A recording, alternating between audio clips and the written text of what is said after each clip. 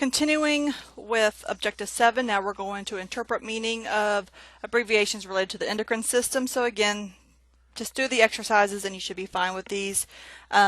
So here's one question. Hypothyroidism can be detected by which one of these tests? So you have to know what they each mean, but hopefully you're choosing B for TSH or thyroid stimulating hormone.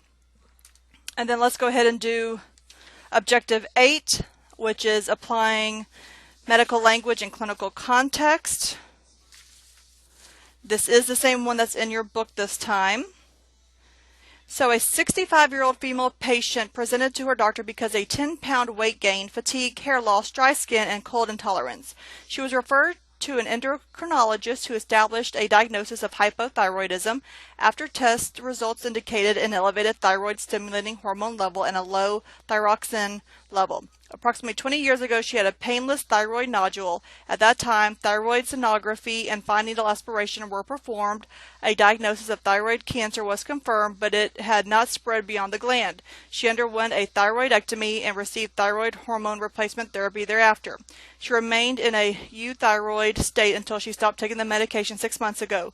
Consequently, she became hypothyroid and could have easily developed myxedema if she had not sought treatment. So let's look at our questions now. On a recent visit to the endocrinologist, the patient was diagnosed with which disease? And that's going to be option A, a state of deficient thyroid gland activity because it was hypothyroidism. Number 2, after a thyroidectomy, the patient remained in a state resembling a what type of thyroid gland? And that should be B for normal thyroid gland because it was the euthyroid, the EU thyroid. Then number 3, the patient's earlier diagnosis of Graves' disease was characterized by what? And I don't even remember reading anything about Graves' disease in this scenario. Hopefully I'm not missing something. So I'm just going to skip number 3. I know these slides haven't been perfect again. They're coming from the publisher, but I should have gone through them beforehand, so I apologize. And so we're going to skip 3 and go to number 4.